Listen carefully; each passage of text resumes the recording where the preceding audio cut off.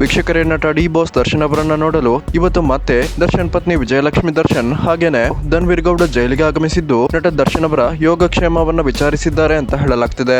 ಒಂದು ಮಾಹಿತಿಯ ಪ್ರಕಾರ ನಟ ದರ್ಶನ್ ಅವರಿಗೆ ತೀವ್ರವಾದ ಜ್ವರ ಇದ್ದು ಹಾಸಿಗೆ ಮತ್ತು ಬೆಡ್ಶೀಟ್ ಅನ್ನ ಜೈಲಾಧಿಕಾರಿಗಳಲ್ಲಿ ನಟ ದರ್ಶನ್ ಅವರು ರಿಕ್ವೆಸ್ಟ್ ಅನ್ನ ಮಾಡಿಕೊಂಡಿದ್ದಾರೆ ಅಂತ ಹೇಳಲಾಗ್ತಿದೆ.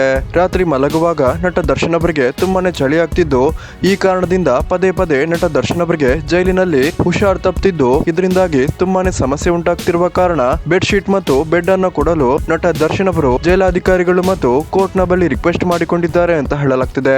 ಈಗಾಗಲೇ ನಟ ದರ್ಶನ್ ಅವರ ಚಾರ್ಜ್ ಶೀಟ್ ಕೂಡ ಸಲ್ಲಿಕೆ ಆಗಿದ್ದು ದರ್ಶನ್ ಪರವಾಗಿ ಮತ್ತೆ ಜಾಮೀನಿಗೆ ಅರ್ಜಿ ಸಲ್ಲಿಸೋಕೆ ವಿಜಯಲಕ್ಷ್ಮಿ ದರ್ಶನ್ ಅವರು ಸಾಕಷ್ಟು ತಯಾರಿಯನ್ನ ಮಾಡಿಕೊಂಡಿದ್ದು ಆದಷ್ಟು ಬೇಗ ದರ್ಶನ್ ಪರ ವಕೀಲರು ದರ್ಶನ್ ತಪ್ಪು ಮಾಡಿಲ್ಲ ಅನ್ನುವ ಎವಿಡೆನ್ಸ್ ಗಳನ್ನ ಕಲೆಕ್ಟ್ ಮಾಡಿಕೊಂಡು ಜಾಮೀನಿಗೆ ಮರು ಅರ್ಜಿಯನ್ನ ಹಾಕಲಿದ್ದಾರೆ ಅಂತ ಹೇಳಲಾಗ್ತಿದೆ. ವೀಕ್ಷಕರೇ, ಯಾರೆಲ್ಲ ದರ್ಶನ್ ಫ್ಯಾನ್ಸ್ ಈ ವಿಡಿಯೋವನ್ನ ನೋಡ್ತಿದ್ದೀರಾ, ದಯವಿಟ್ಟು ಈ ವಿಡಿಯೋಗೊಂದು ಲೈಕ್ ಮಾಡಿ ಮತ್ತು ಜೈ ಡಿ ಬಾಸ್ ಅಂತ ಕಮೆಂಟ್ ಮಾಡೋದನ್ನ ಮರಿಬೇಡಿ.